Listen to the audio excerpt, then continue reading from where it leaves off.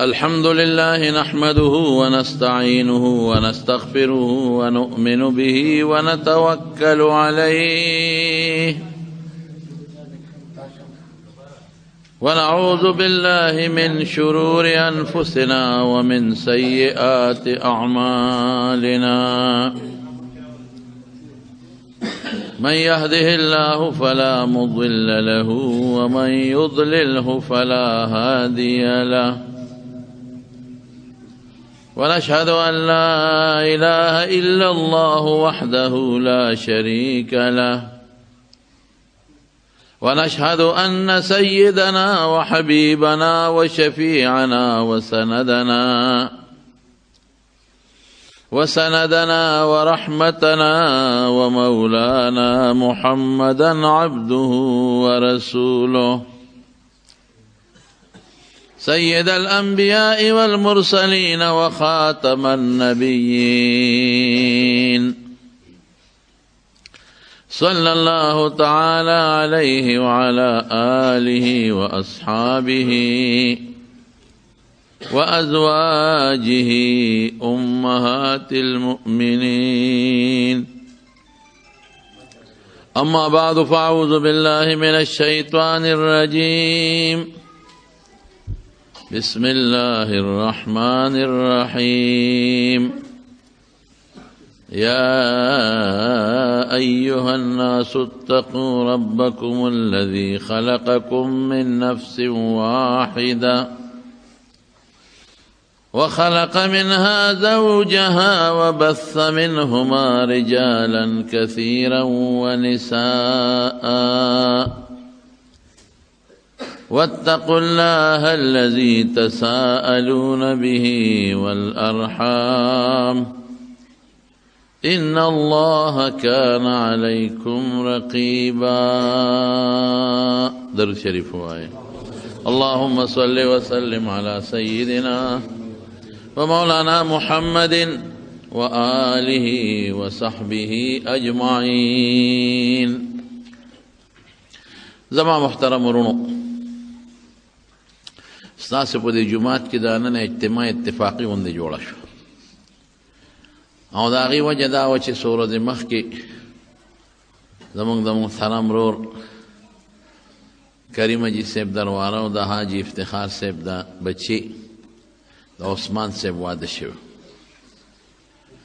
او زما خیال و چې زه به انشاءالله څه طریقه جوړوم او خادی له به راځم، خو هغې کې داسې عوارض پیښ شو چې زما پکې سفر هم راغی اتفاقي، په سفر لاړم او څه عوارض داسې جوړ شو چې هغه زما ټول پروګرامونه یې ګډوډ کړل.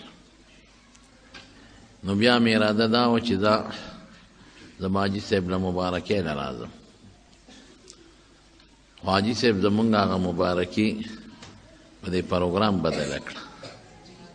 حاجي صاحب هوښیار سړی دی، هغه وی چې ته مبارکۍ له راشي خو صرف زما مبارکي به وکړي او زه به خوشحاله شم، او چې بیان وکړي نو خدای به خوشحاله شي، د الله فرشتې به خوشحاله شي، او مخلوق خدا ته به الله خیر او د دین د خبرو د هدایت یو درس میلاو شي. نو زموږ محترم ورور جناب حافظ بشیر جان ارمانی صاحب درته خشته ښکلې نعتخواني وکړه، خدای والا ښکلی اواز هم ورکړی دی، او د رسول الله مبارک د نعتونو په طریقه هم دی پوهېږي، خو دی کله ډوډۍ ډېره وخوري نو بیا اواز نه خېږي، د ده ځای هم په ناره نعتخواني کوه. نو خیر الله یې دله روغ صحت ورکړي، بیا پروګرامونه ډېرې. نو وروڼو زه د واده متعلق درته یو څو خبرې عرض کوم. واده خو وشو، اوس به دا ووایو چې د واده نه پس به انسان څه کوي. دا داسې خبرې دي چې د دې د عثمان صاحب سره او د ده د کور والا سره هم تعلق دی، او د دې خبرو زموږ ستاسو د ټولو سره تعلق دی چې د چام ښځی د هغه دپاره دا د نصیحت خبرې دي، او د کمې ښځې چې خاوند دي د هغه د هغې دپاره هم د نصیحت خبرې دي چې ښځه خاوند به یو بل سره سینګ ژوند تېروي. زمانونو د رسول الله مبارک یو حدیث دی، بس هغې ته ګوره اوس. نبی علیہ السلام د خاوند متعلق فرمایي وی خیرکم خیرکم لأهله. خلک وی پلان کې ښه سړی دی، پلان کې سړی ډېر ښه سړی، ډېر زبردست سړی. نه د حضور پاک مبارک نه تپوس کو چې ښه سړی څوک دی. رسول الله مبارک فرمایي خیرکم، په تاسو ټولو کې غوره سړی، په تاسو ټولو کې ښه سړی. خیرکم لأهله چې خپل کور ښځې بچو سره ښي. هلکه خبرې مه کوئ، پرېږدئ. چې کم سړی په خپل کور کې خپلې ښځې سره او بچو سره ښي، دا په تاسو کې ښه سړی دی. بارخوار سړی ښي، یار دوست سره ښه ژوند تېروي. چکرې چې کور خفه شي، یار دوست ته ویده چې ځو مري ته. چې کور خفه شي، یار دوست ته ویده چې ځو چې مړه چکر ولګو. نو بارخوار سړی ښه سړی دی. او چې کور ته راننوځي نو زمرۍ یې د برېتو نه نیولي، ښځې ته غوسه. نو حضور پاک فرمایي خیرکم، تاسو ټولو کې ښه سړی او بهترین هغه دی خیرکم لأهله چې خپلې ښځې بچو سره ښي. وانا خیرکم لأهلی، او زه په تاسو ټولو کې د خپل اهل سره ګورې ښیمه. رسول الله مبارک د خپلو بیبیانو سره او د خپلو بچو سره د خپلو غلامانو سره او د خپل خاندان سره بهترینه زندگی تیره کړې ده. سړي ته داسې وي چې کور ښه ژوند تېر کا، چې ښه لري صفت وکړي. او زه به یې در یو څو مثاله درکړم. یو ځل نبي علیه السلام مبارک اوبه وغوښتې، عایشې صدیقې رضی الله تعالی عنها سره جام په لاس کې وی عایشې چې ته کله اوبه وڅکې نو باقي ماله راوړه. او ورته وی نه د الله رسوله مخکې به تو بس کې بیا به وروسته زه څکم. وی نه تو څکه. نو عایشې بیبي اوبه وڅکلې، نو بیا یې وله جام راوړه. نو چې جام یې راوړه نو رسول الله مبارک ته تپوس وکړو، وی عایشې شونډې دې په کوم ځای پرتې وې؟ نو عایشې بیبي ورته ګوته ونیوه، وی صاحب په دقه ځای مې شونډې پرتې وې، دقه ځای مې شونډې پرتې وې. قسم دی حضور پاک مبارک د عایشې د شونډو په ځای خپلې شونډې کېښودې او بیا وڅکلې.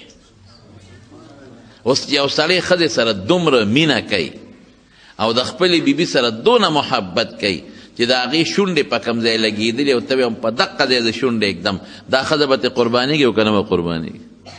زمونږ ستاسو نه مخکې ښځه اوبه څکي شي، او خو دې څکي، ای څه دا مردارې شونډې دې نیولې دي، ټول جام دې ولاړه، خدای بیخ وباسه، ورشه توی که شابه او جام شوړه که، نو بیا پکې اوبه راوړه.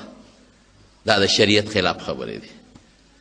ښځه څه وینځه خو نه ده، ښځه د سړي څه نوکره خو نه ده، خو چې ته سینګ د الله بندی ده هم د خدای بندګۍ ده. ته چې سینګ په دې خفه کېږي چې زما دې څوک بېعزتي وکړي، الله هم په دې خفه کېږي چې ته د ښځې بېعزتي وکړي. نو حضور پاک فرمایي چې بهترین سړی هغه دی چې هغه د خپل اهل و عیال سره ښي. او زه تاسو کې په دې صفت موصوف یم، زه د خپل اهل و عیال سره او د خپل کور د خلکو سره ښیم، بهترین یم. خیر معنی بهترین. او په شمایل ترمذي کې راځي چې رسول الله صلی الله علیه وسلم په خپل جون کې ما ضرب امرأة ولا خادما قط، نه بیبي له ډب ورکړی دی، نه غلام او نوکر او خادم له ډب ورکړی دی په خپله زندګۍ کې. او که ته وایې دا دومره ښه اخلاق، قسم دی د ټولو دنیا د خلکو اخلاق یو ځای کا، که د رسول الله مبارک د یوې بیبي په اخلاقو کې د خپې دوړې ته رسېږي. دا ولې؟ دا ژوند یې ښکلی تېره په زور او په والو ښځه نشي تابع کولی، په مینه به ښځه تابع کوي، په محبت به ښځه تابع کوي. زمونږ د دارالعلوم دیوبند یو ډېر لوی عالم، یو ډېر لوی مفسر مولانا احمد علی لاهوري رحمت الله علیه، لوی سړی تېر شوی دی. دی په خپله قصه کوي وی هغه وختو چې د په دارالعلوم دیوبند کې هم طالب وما د مور او پلار سیکانو دی خدای مسلمان که نو په د دیوبند د کلي نوم دی د دې دیوبند په دې کلي کې یو سیټ و مالدار سړی و خو سیټ نیک سړی و لور یې پیغله شوې وه د سیټ لور پیغله شوه نو د لور هم دا خواهش و چې یو عالم سره نکاح وکړم او د سیټ صاحب هم دا خواهش و چې زه دا خپله لور یو عالم له په نکاح کړم یو بل سره مشوره وکړه چې زما د لور هم خواهش دی زما هم خواهش دی او دا لور چېرته یو عالم له په نکاح کوم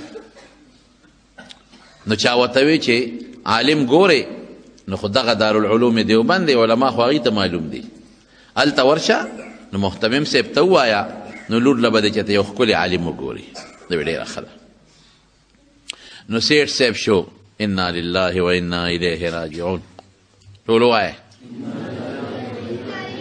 بجلی چې لاړه شي یا تکلیف راشي زر انا لله وایه او چې بیا دوباره بجلی راشي بیا به څه وایه الحمدلله وایه ګوره څومره لوی ثواب ستا شو خبرې مه کوئ سیټ صاحب راغی ځان سره خپل زرونه وغیره راواغېشتل دارالعلوم دیوبند ته راننوت چې راغی اوس په دې چمن کې تېرېږي هلکان ناست دي طالبان خپل منځ کې سبق اړوي تکرار کوي داسې ویې کتل یو هلک یې پکې د نظر نه ښکلی راغی محتمم صاحب له لاړ او محتمم صاحب ته وایي چې الحمدلله محتمم صاحب ته وایي چې زما لور پیغله ده د هغې هم دا خواهش دی زما هم دا خواهش دی چې دا لور یو عالم له ورکوم نو که په دې مدرسه کې داسې یو نیک غوندې عالمي نوجوان نو ما ته وښایه چې دا لور ور په نکاح کوم یاره په دې لار راتلم په دې چمن کې مې یو هلک ولید او مې خوښ شو که هغه واده نی کړی او د هغه خواهشي نو لاول مې اخوښ دی او که بالفرض د هغه زړه نه کېږي یا واده کړي بل به راله وګورئ محتمم صاحب هوښیار و هغه وی ودرېږه راده د خوښې دا به لاول وګورو هغه پسې هلک ولیږه راویې غوښته مولانا احمد علي لاهوري وی زومه وی ما ته محتمم صاحب وی چې دا سیټ صاحب دی زمونږ د دې کلي د دې دیوبند دیم نیک سړی دی لور هم نیکه ده د دواړو دا خواهش دی چې یو عالم سره دا لور په نکاح شي نو تا باندې راتیر شو ته خوښ شوې څنګه دې خیال دی واده دې کړی دی ما وی چې نه نو څنګه دې خیال دی نو ما وی چې یاره زه خو غریب سړی یم زما خو مور او پلار سیکان دي او زه مسلمان شوم هغوی د کور هم شړلې یم زما څه دي او دا خو د سیټ صاحب لور ده دا به ما سره ګزاره څنګه کوي وی سیټ صاحب وی چې زما لور هوښیاره ده او دینداره ده ابه تا سره په سپوره ډوډۍ هم ګزاره کوي خو ستا خوښه یې ډېره ښه ده خوښه مې ده په پلان کې ورځ به موږ راځو نکاح به تړو مولانا احمد علي لاهوري صاحب وایي چې هغه ورځ شوه د نکاح د تړلو وی زما یو جوړه وه دویمه نه وه نو ملګرو ما ته وی چې دا جامې دي خیرې نه دي او مهرباني وکړه زمونږ واچوه خو زه په دې پوه شوم چې د دې ملګرو جامې په ما برابر نه دي په دې کې او بدي ښکارم د چا غټې دي د چا لنډې دي مشوره یې دا راکړه طالبان هم زمونږ یو بل سره خوش طبیعتۍ ډېرې کوي وی چې غسلخانې ته ننوځه او اوبه هم لامبې سرسونت به وکړي جامې به برابر کې او بیا به لنګ ووې او بار به روځي یا جامې دې نه چوڼ کا او بس نور ته به یې واچې او بس اوبې بادې او بس اوچې به شي وابچې ما چې یاره دا خبره ټیک ده وی غسلخانې ته ننوتم ویښته نوکان وغیره مې برابر کړل او مې لمبل او جامې مې ځان له ووینځلې او لنګ مې و بار راووتم خو بس طالبانو را سره چل وکړه او زه مړو پوه نه شوم ورځ د وریځ به او نرۍ نرۍ باران او جامې کم دی او چی دی جامې بادوم او هوا له ورکوم او جامې کم دی او چیږي او طالبان هم را پورې خاندي چې ټینګ شه وی خیر جامو نه څه ناسه اوبه اوچې شوې خو نمجنې دي مې واچولې یخني به پکې راپېدم دې کې مې سخر راغی د سخرونه مې رالل او خیان مې رالل نکاح تړلی کېږي چې سخر مې ما ته وکتل نو سخر مې پېښ و چې د دې غریب هم دقه یو جوړه ده بل ورستې راغلې هم دقه او نن هم همغه ده او ځان لینځلې ده او لا اوچه شوې نه ده په ما پوه شو وی نکاح وتړلې شوه د نکاح نه پس واده شو ښځه مې کور ته بوتله مولانا احمد علي لاهوري رحمت الله علیه وایي چې ښځه خو د سیټ لور و نیازبینه وه او ما سره سو ټماټر خوره اوچه ډوډۍ ځان له خوشته کاغۍ باندې ګزاره کوه ډېر بد حال و دغه وخت زما او زما د ښځې اوچه ډوډۍ به م اوبو کې خوشتول او ګزاره به م پرې کوله او د ټماټر او د مالګې سره به م ډوډۍ خوړه دې زمانه کې چې ښځه واده شي نو یا په سبا یا په اومه پلار کره دی هغه زمانه کې داسې نه وه او میاشت پس 2 میاشتې پس جنۍ د پلار کره تله چې میاشت پس مې ښځه پلار کره لاړه نو پلار ته تپوس وکړه سیټ صاحب وی بیٹی اپنے شوہر کو کیسے پایا لوری خاوند دی څنګه ومونته خاوند دی څنګه دی نو که د دې زمانې ښځه وې بلا شیشکه نو څه به یې وې ای پلاره غرقه دې کړم چاله دې ورکړم ملا له دې ورکړم چې ډوډۍ در سره نه وه نو په دا اوبو کې به دې غورځولی وم یو ورځ مرګ وراغلی به نو په ما خو هره ورځ مرګ تېرېږي چای خو یې پرېږده خو ډوډۍ هم نشته ترکاري هم نشته دا چاله دې په نکاح ورکړم تا زما تپوس نه کو د خاوند تپوس دې زما نه کو لیکن هغه جینۍ دینداره ده او د مولانا احمد علي لاهوري رحمت الله علیه اخلاق اوس ګوره تپوس یې ته وکړه چې بیٹی شوهر کو کیسے پایا لورې خاوند دې څنګه ومونته او ورته څه وایي وی بابا وی دنیا کې به مې د جنت خبرې اورېدې چې جنت به راځي او داسې خوشحالي به وي پکې او داسې د زړه سکون به وي او بنده به پکې ډېر زیات خوشحاله وي بابا قسم په خدای چې په دنیا کې ماله خدای جنت راکړی دی او مولانا احمد علی لاہوری رحمت اللہ علیہ لکھی پخپل بیتی کے وی یہ وہ وقت تھا جب احمد علی نتا آج احمد علی ہے وی دا اغا وقتو چې ما دا مقام نو او ما تخد جنت وی اوس خو الحمدلله احمد علی دی وی دا کشف خاوندو یو دل یو سړی ولا راغی ستا په ګاونډ کې 2 کسان مړه دي او صاحب جنازہ به تکے په پلان کې ته د سرخکته کوي ایک جنت کو گیا ایک دوزخ کو نو مرګر وته وی شاګردانو وی صاحب دا دومره داوه خو پیغمبر هم نه کړی د غیب علم خو الله سره دی تا ته څه پته لګي چې یو جنت ته لاړ او بل دوزخ ته لاړ بس میں نے کہا آپ پوچھ لے ما اوی تاسو تپوس وکړئ چې معلومات یې وکړل خبره ټیک و خطا وی چې هغه کوم جنت ته تللی هغه اکسیډنټ کې مړو او رسول الله مبارک فرمایي صاحب الهدم شهید اکسیډنټ کې مړو جنت ته لاړ او بل مړی ته تیزندی چولې و ځان یې ځان پانسي کړی و دې ته کشف وایي دې بزرګانو ته کېږي یو ځل یو سیټ ورپسې راغی وی صاحب جومات مې جوړ کړی دی لومبې مونځ به پکې تکې افتتاح به تکې مولانا احمد علی لاہوری رحمت اللہ علیہ ډیره ښه ده چې لاړ او په جومات یې قدم کېښود وی کاش بہت اچھا مسجد ہے بہت بہترین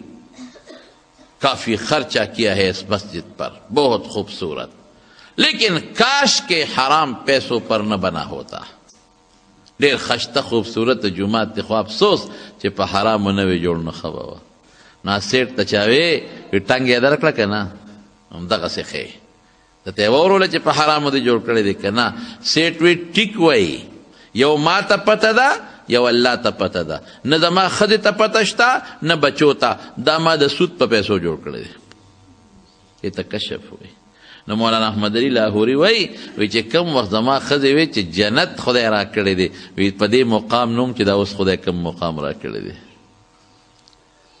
نو دا ولې ښځه د خاوند صفت کوي دی په دې وجه کوي چې خاوند د ښځې سره ښه ژوند تېر کړي خشته بهترین ژوند ورسره تېر کړي یو څیز نن زموږ په دې دنیا کې په رواج د خفه کېږی ما د طلاق رواج ډېر زیات شوی دی سړی به د خپل دوست سره لګی کاروبار کې به لګي، شراکت کې به لګي او دواړه بروان شي، ګناه ښځې کړې ده.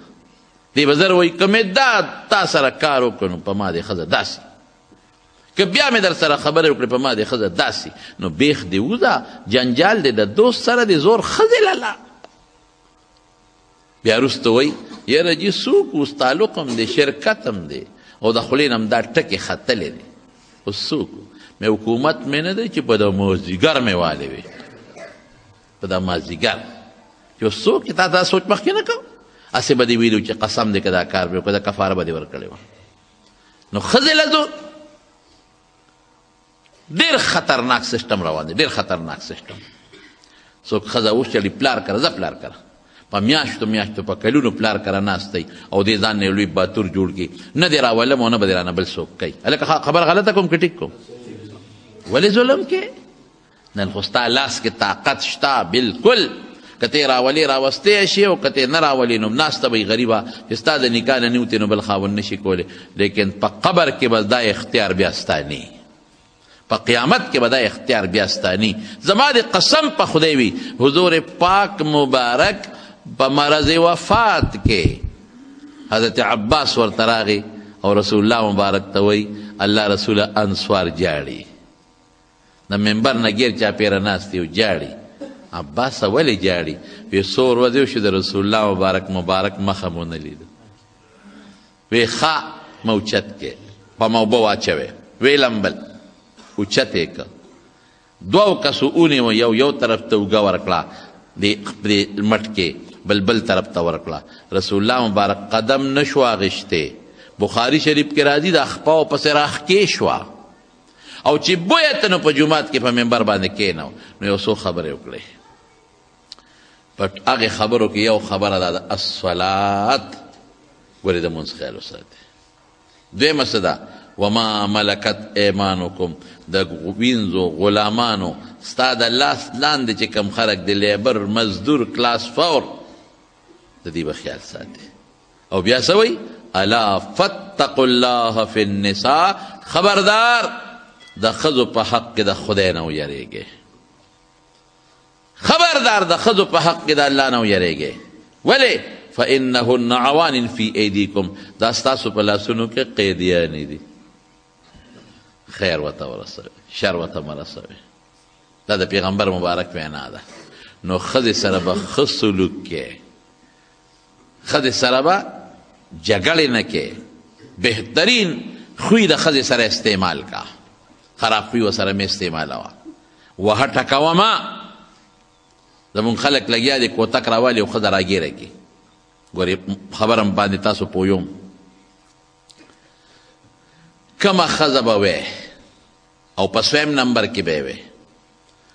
رب العالمین قرآن شریف کې فرمایي واللاتی تخافون نشوزهن، هغه ښځه به وی چې ناشیزی. نشوز پیژنې؟ عربي لفظ دی، زه به پښتو کې درته معنا کوم.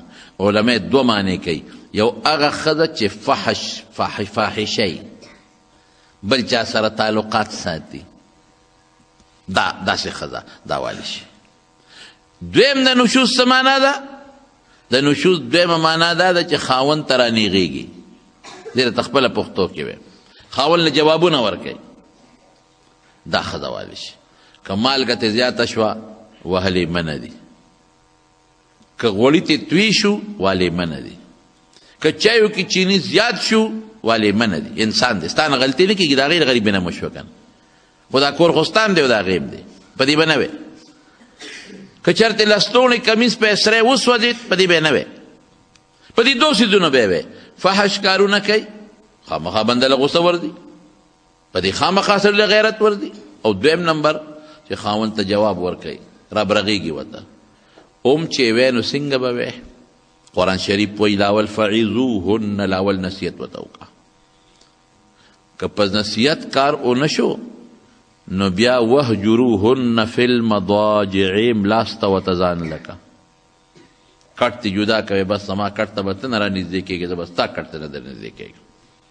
رسول الله مبارک فرمایي حدیث کې راځي چې روانه کې نو په کوټه کې دننه به کې، کوټه به نه بدلې، حجرې ته به دې نه تښتې، حجرې ته به دې نه تښتې. دا بیا شی ګران شي، روانه نوره زیاته شي، شیطان پکې کار کوي. کوټه کې دننه روانه او که نه بیا به بنده جوړ شي، معافي به وغواړي. او که په دیم کارو نشو نو فضربوهن دریم نمبر کې بیا وال دي. وال څنګه دي؟ وال کوتک نه دی چې تر کټ بازو ته ګوتې کې اوچتې او راخلاصې. وال خښته نه ده چې په خښته ورشي او دې سر لیوله راوبرئ.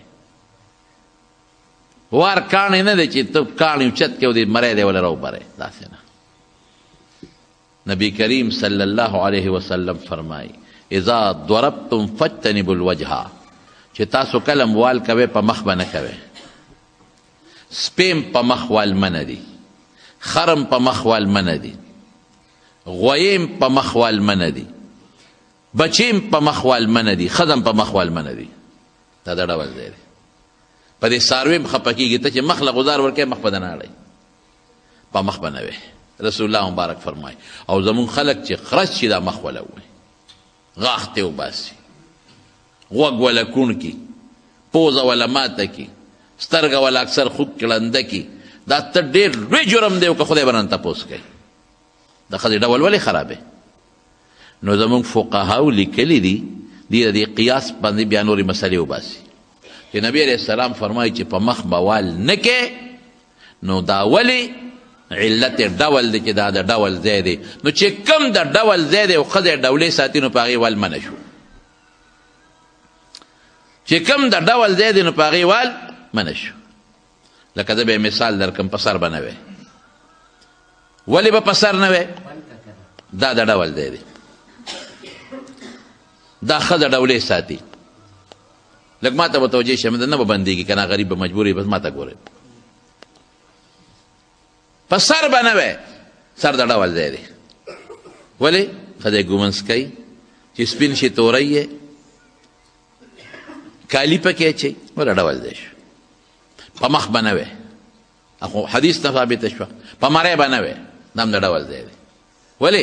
ځکه ښځه په دې مری دلته په جامو کار کوي، ډولې ساتي. ګلبن ورته اچي. په دې سینه به نه وی، دا ښځه ډولې ساتي. دلته په کمیس باندې ګلکارې کوي. په دې لاسونو به نه وی، دا د ډول ځای دی. ګوره دلته بنګړي اچي. په دې ګوتو به نه وی، ګوتمې پکې اچوي، نکري دې پې پورې کوي. لاندې په خپو به نه وی، نکري ده پې پورې کوي. پازیب پکې اچوي. نو ما ته طالب چټ راولېږي په کوم ځای وو چې په مخ او په سر او په مری او په سینه او په لاسونو په خپو نه وی، نو په کوم ځای وو؟ مې په ملا.